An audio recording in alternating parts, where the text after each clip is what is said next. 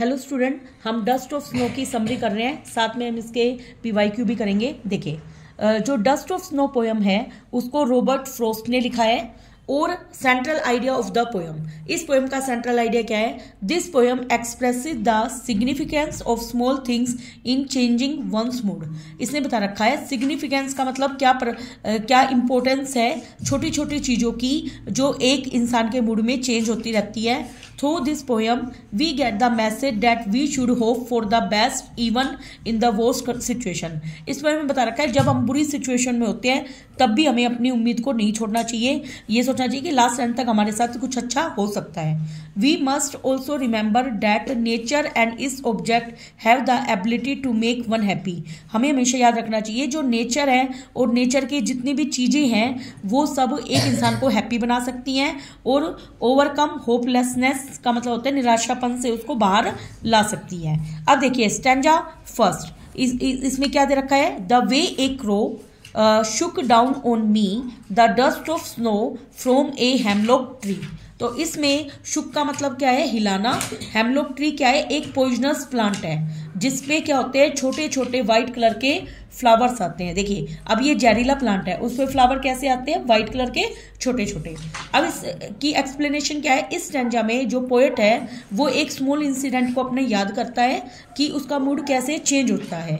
Once the poet was in a depress mood, पहले poet उदास होता है और होपलेस का मतलब निराश होता है।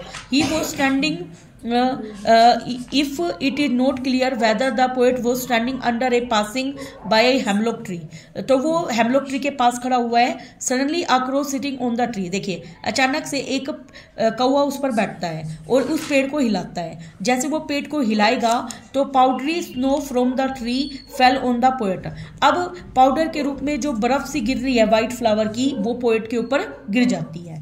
Next, has given my heart a change of mood, एकदम से उसके मूड में चेंज आया। And saved some part of a day I had rued, जो उसने बर्बाद कर दिया था अपने दिन का कुछ हिस्सा उसको उसने सेव कर लिया क्योंकि वो हैप्पी हो गया। अब देखिए इसकी एक्सप्लेनेशन क्या है? जब पाउडरी जो स्नो है जो पोएट के ऊपर गिरी उससे पोएट का मूड चेंज हो गया, मतलब नेचर ने पोएट के मूड को चेंज कर दिया। पहले वो सैड था, अब वो क्या हो गया? हैप्पी हो गया। अर्लियर ही वो डिप्रेस, पहले वो डिप्रेस था। Till now the poet had spend A part of his day in sadness, अभी तक पोएट ने अपना एक वक्त उदासी में बिताया था। But now he started feeling refresh, अब वो रिफ्रेश फील कर रहा है। This incident saved some part of the poet, के देखो कुछ बचा रहा है which would have otherwise spend in regret. Regret का मतलब होता है पछताना, पहले वो पछताकर अपने दिन को बिता रहा था, अब वो अच्छे से बिता रहा है। अब देखिए पोएटिक डिवाइस जो इस पोएम में यूज हुई है, राइम स्कीम इसमें ए बी ए बी, याद रखना इसमें क्या है? A B. और सिंबोलिज्म, हेमलॉक ट्री और क्रो सिंबल्स है, they are generally associated with negative emotion. देखिए हेमलॉक ट्री कैसा होता है? जहरीला, कौवे को कोई देखना पसंद करता ही नहीं है क्योंकि वो काऊ काऊ उसकी आवाज़ वैसे ही पसंद नहीं होती। तो ये दोनों के दोनों कैसे सिंबल है? नेगेटिव इमोशन को दिखाते हैं। And expect but the poet use this symbol to bring, लेकिन पोएट में इन दोनों नेगेटिव सिंबल की वजह से पॉजिटिव चेंज आया था। नेक्स्ट है alliteration. In the repetition, alliteration का मतलब होता है repetition of same constant sound in the nearby words, कौन सी साउंड बार बार रिपीट हो रही है। Next, has given my heart and saved some part. Next हमें इसके 1 मार्क्स वाले क्वेश्चन और कर रहे हैं। देखिए why does the poet call it dust of snow, क्यों बोलता है? देखिए snow particle were two three, की बर्फ के पार्टिकल बहुत ही छोटे थे। They came over him like dust, वे डस्ट की तरह गिरे। दे फेल्ट लाइक डस्ट या दे लुक लाइक डस्ट, तो इसमें हम करेंगे वो पार्टिकल्स बहुत ही छोटे थे। Next, the poet says of a day I had rued, कि कुछ दिन हम उसने बर्बाद कर दिया दिन का। What is the meaning of the rued का मतलब यहाँ पे क्या है? रिग्रेट का मतलब पछताने में। Next, which poetic device is use in the following, अभी मैंने बताया था एलिट्रेशन यूज हुआ, इसमें क्या यूज हुआ है? Alliteration. Next, the snow that fell from the hemlock tree change the poet mood, इसमें पोएट का मूड चेंज हो गया। What could have been another outcome बतानी है कि स्नो इसके ऊपर कैसे गिरी है। देखिए इसमें फर्स्ट सेकंड थर्ड का रखा है, फर्स्ट सेकंड थर्ड, इसको रीड करते हैं। The poet could have gotten very angry, poet बहुत एंग्री हो गया था, गुस्सा था पहले। The poet could have felt, उसने फील किया होगा more depress because he would feel cold, क्योंकि उसको ठंड फील हो रही थी।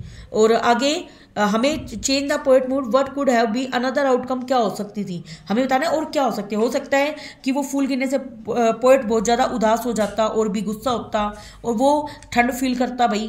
The poet could have killed the crow, और वो क्रो को मार भी सकता था कि उसके कपड़े उसने खराब कर दिए। The poet could have cut off the hemlock tree, ऐसा तो हो ही नहीं सकता कि वो पेड़ को काटने बैठेगा। Next, the poet could have removed the snow from his head and walked away, ऐसा भी नहीं है, वो उदास बैठा है, उदास व्यक्ति भाई स्नो को इधर उधर करेगा और चला जाएगा, ऐसा भी नहीं है। तो इसमें ऑप्शन नंबर कौन सा आएगा, first second third. Next, what is the condition of the poem, poem की कंडीशन क्या है, डस्ट ऑफ स्नो की। देखिए भाई, hemlock tree and the crow are the negativity है लाइफ की, और आगे every small act in life can illuminate our soul. मैंने बताया था इसका कंक्लूजन क्या निकला था, यही कंक्लूजन निकला था कि छोटी चीज हमारी आत्मा को क्या कर सकती है भाई, मतलब चेंज कर सकती है हमारे मूड को, ये हमने पढ़ा था।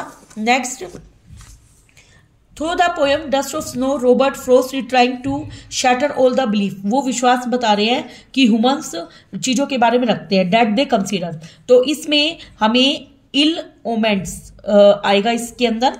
What is a hemlock tree as mention in the poem dust of snow, hemlock tree क्या है, हाईली पॉइजनस यूरोपियन प्लांट है, ये भी ठीक है। Tree with A purple spotted stem, इसका जो स्टेम होता है उस पर पर्पल कलर के धब्बे होते हैं और इसकी जो पत्ती होती है वो फन लाइक होती है।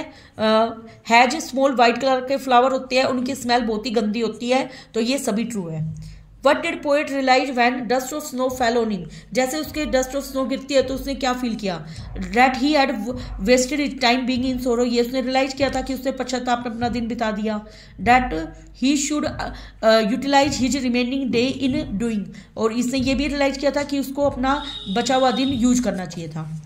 इन which way did the crow shake the hemlock tree, कैसे हिलाया था उसने, in a way that awaken the poet, इस तरीके से हिलाया था कि पोएट जाग उठा अपने विचारों से, और इस तरीके से हिलाया था कि उसने पोएट को नोटिस करवाया कि सिंपल एक्टिविटी उसके चारों तरफ हो रही है। या in a way that the snow should fell on the poet, कौवा तो ऐसा थोड़ी ना चाह रहा था कि स्नो पोएट के ऊपर गिर जाए, इसलिए ए और बी आएगा। Next, the prominence of a vowel sound throat out of a line is called the assonance, बोलेंगे literary device. Identify the line of poem dust of snow which use assonance, यहाँ पे क्या है, शुक डाउन ऑन मी, क्या है, शुक down on मी। देखिए, जो assonance का मतलब, एजोनेंस का मतलब क्या होता है, किसी वावल की साउंड का बार बार रिपीट होना। हम देखते हैं इसमें ओ एजोनेंस में शुक डाउन ऑन मी में शुक में 2 बार ओ आ रहा है, तो इसमें ओ साउंड रिपीट हो रही है। Next, read the statement given below and answer the following question and save some part of a day I had rued. तो इसमें हेमलॉक ट्री ने सेव किया था पोएट का डे, ऐसा नहीं है। पोएट चेंज कर दिया मूड, यस ये है। Crow save the poet day, इस तरीके से ये कुछ भी नहीं है। Read both the statement carefully and choose the correct alternative from the following. The poet cloth become wait, वो भाई गीले हो गए थे। द क्रो शुक, ये बात ट्रू है। The crow Shuk A branch of hemlock tree that was covered in snow, जो कि वो कवर्ड था, स्नो में कवर्ड नहीं था, वो वाइट फ्लावर में कवर्ड था। एक मिनट, इसमें स्नो, हाँ, वो जो बर्फ से ढका हुआ था, ये ट्रू है। और पोएट के क्लोथ्स बिकेम वेट, गीले तो उसके कपड़े नहीं हुए थे, इसलिए ये फॉल्स है। Next, in the poem dust of snow which negative symbols have been used to create a positive effect. तो हेमलॉक ट्री से ही पॉजिटिव इफेक्ट आया था उसमें, और क्रो की वजह से, तो इसमें तो सोचने की जरूरत नहीं है। Has given my heart A change of mood, but is the poet mood now, अब पोएट का मूड कैसा हो गया था, हैप्पी। नेक्स्ट, अपने इसमें थोड़े से क्वेश्चन और बच रहे हैं, ये और कर लेते हैं। देखिए, the way a crow shook down on me, ये में दे रखा है। Select whether the following statement is true और फॉल्स। देखिए, the snow fell from the hemlock tree, ये ट्रू है कि स्नो गिरी थी। What fell on the poet, poet पर क्या गिरा था, dust of snow. Next, what is the rhyming scheme of the poem, A B A B, अभी हमने पढ़ा था A B A B. Which tree did the crow shake, hemlock tree को हिलाया था उसने। Select the correct option to complete the sentence. Earlier the poet was in a dash mood, कैसे mood में था वो, पहले ग्लूमी मूड में, कैसे में था, ग्लूमी मूड। नेक्स्ट, इस पे आ गया है वट वो द पोएट मूड, अब पोएट का मूड कैसा है। Has given my heart A change of mood हो गया था। पहले मूड कैसा था उसका, हैप्पी, सोरोफुल, सेलिब्रेटरी या नोगेलिस्टिक। तो इसमें हाँ जी, इसमें जो पोएट का मूड पहले उदास था, हैप्पी तो था ही नहीं, सेलिब्रेटरी भी नहीं था, नोस्टैल्जिक भी नहीं था, सोच भी नहीं रहा था, वो तो ओनली उदास था वो। अंडर नियर विच ट्री वो द पोएट स्टैंडिंग, किस ट्री के नीचे खड़ा था, वो हेमलॉक ट्री के नीचे। Select the sentence in with the word part is use in the similar meaning at the above extract. The city is now part slum and part consumer paradise. हार्गिड is part giant part human. देखिए इसमें आएगा the painting show only a part of the story. उस painting लगी हुई थी हमें, उसमें हमें एक स्टोरी का पार्ट दिख रहा है। Next, which was the effect of the fall of the dust of snow on the poet. क्या इफेक्ट पड़ा था कि पोएट का मूड चेंज हो गया। पेन, लेन, देखिए हमें राइमिंग वर्ड है तो मूड का रूड, मूड का क्या आ गया, रूड। नेक्स्ट है हमारे पास fill in the blanks with one word. Dash is the poetic device used in the line and saved some part of a day. इसमें यूज हुआ है enjambment without punctuation mark. Without punctuation mark जब use होता है तो उसको बोलते हैं हम। Second, of many symbol the hemlock tree represent, state one that frost due upon in all likelihood for this poem. तो इसमें हम यूज करेंगे symbol of the healing is one that frost due likelihood of all likelihood for this poem. तो इसमें healing है, क्या है, healing, दर्द से उभर आया वो। आगे, to what is crow snow compared in the given extract. Snow को कंपेयर किया गया है डस्ट, क्योंकि डस्ट ऑफ स्नो बोला गया है। Next, comment on the poet use of language. Poet ने यहाँ पे असेसिएबल लैंग्वेज यूज करी है। नेक्स्ट, इस पोएम के हम कंप्लीट कर चुके हैं। नेक्स्ट वीडियो में हम नेक्स्ट पोएम करेंगे। Thank you very much.